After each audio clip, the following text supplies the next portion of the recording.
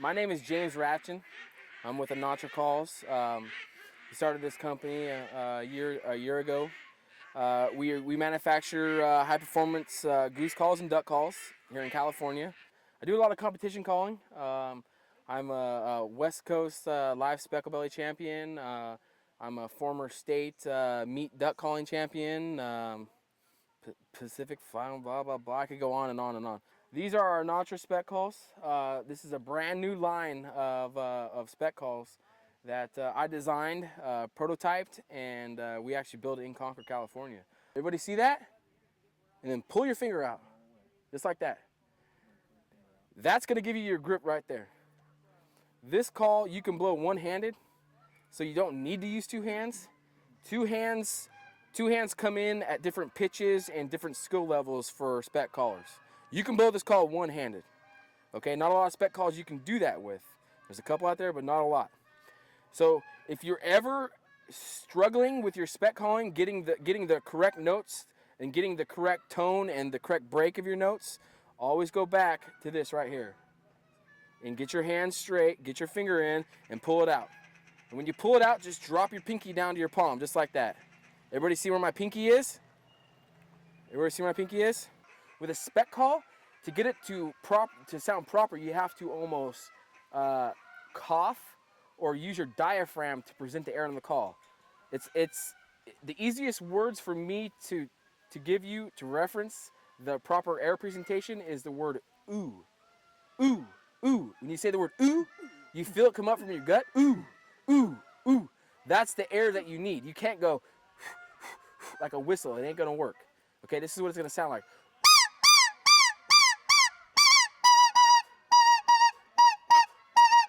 You gotta pop.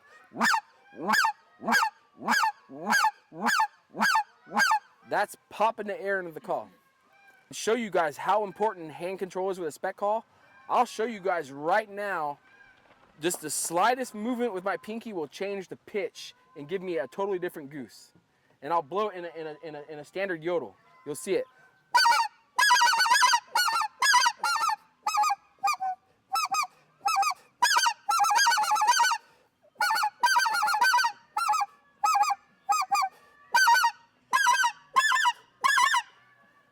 That's all done with one hand.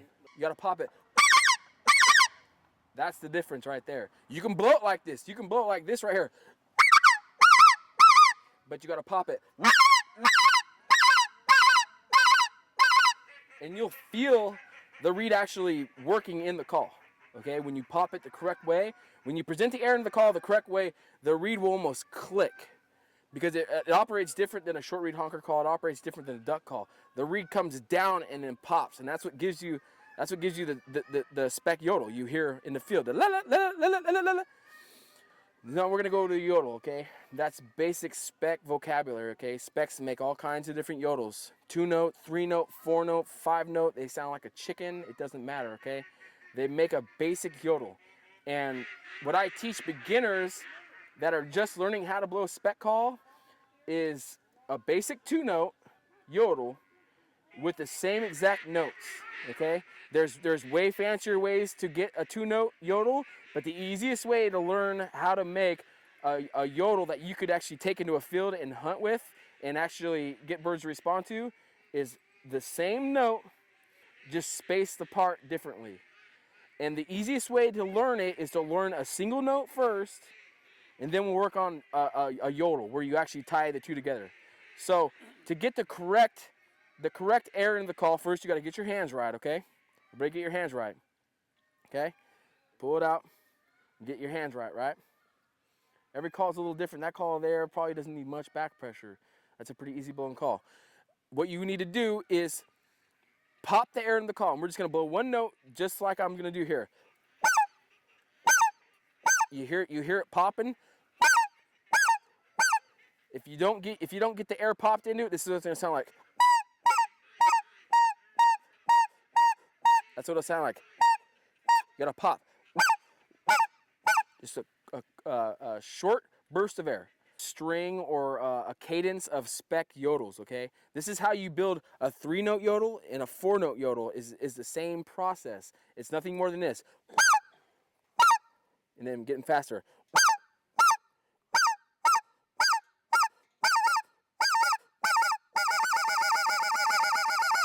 That's how you build the yodel process right there. And then it's a matter of when you want to start it or stop it. And that's basic yodeling right there. You're gonna pull the call away from your mouth, okay? And then pull the call away from your mouth. What that's gonna do is it's gonna train you to stop. So you don't start going, you know, crazy like that, okay? Start slow, okay? Like that. Specs, they make pretty basic notes. They have a yodel, a cluck, and a scratch, okay? Those three things are pretty much all they do. If you've ever driven around here and you'll hear hundreds of specks in a field, and it'll sound like almost like a beehive. It's like a wah wah wah wah wah wah wah wah wah, almost like a snow goose murmur. You ever heard a snow goose murmur? It's somewhat similar to that, but it's a little higher pitched. And this is what scratch sounds like.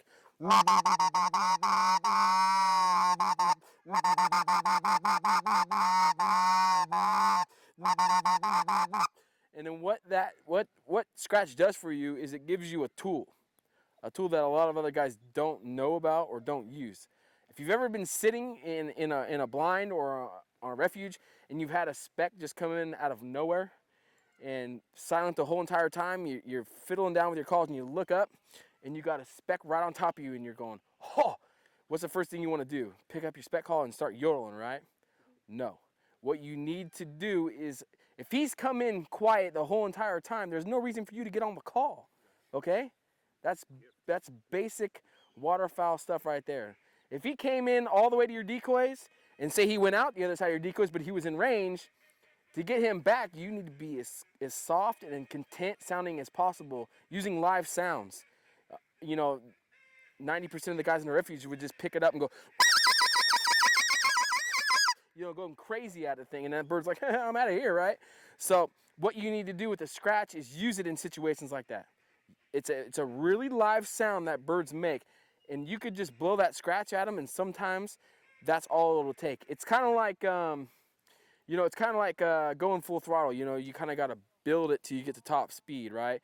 And you don't want to just give them everything you have right there to get them to turn back. What you want to do is kind of give him here, there. Does he respond? Give him a little more.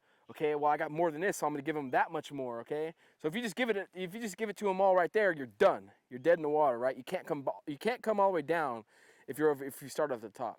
So what I'm trying to tell you is, use scratch in situations like that. And scratch is pretty simple to blow. When I say exaggerate, I mean get dramatic and use your voice, okay? Like, I mean, really use your throat. Get your lower register really going, and then that's all you have to say into the call. Your hand position is the same as when you blow a yodel, and this is what it sounds like. And if you get really lower, that's what it sounds like. And then incorporating that into live calling is just a variation of scratch, like this. Just more pressure with the same voice and the voice inflection, or I say the grr. Okay, it's just like this. Grr. That'll give you a variation in your scratch. Getting it into the call. It's just another note to use to try to fool them.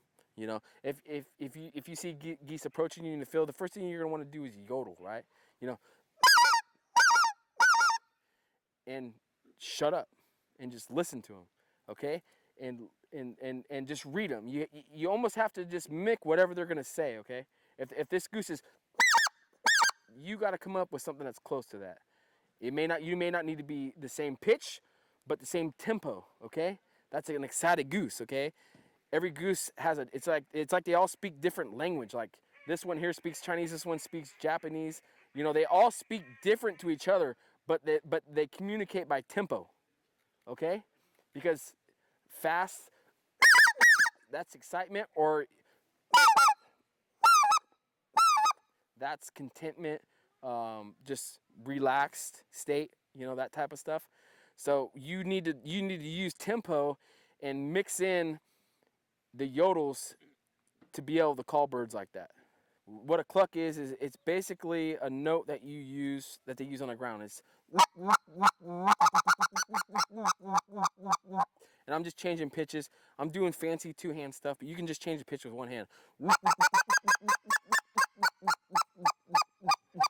All with the pinky, okay? What this does is it kind of helps you gain a different goose. I can blow this same hand position on my pinky. I just covered it up. That's two-handed calling. Basically, if you can get 2 geese out of this hand, if you add this hand, you have 4 geese. You get what I'm saying?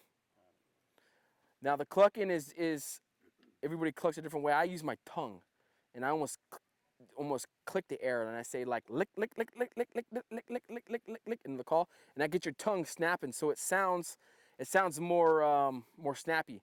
I'll do it both ways. I'll do it with a really with an emphasis on really slapping the note to get it to finish nice, and this is what it sounds like. And if you're lazy, this is what it sounds like.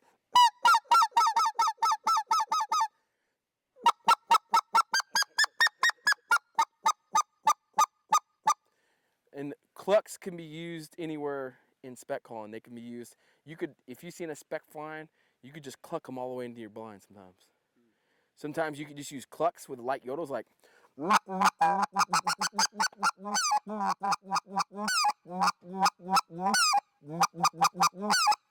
You know, you could use it to mix in, and you could put scratch in there.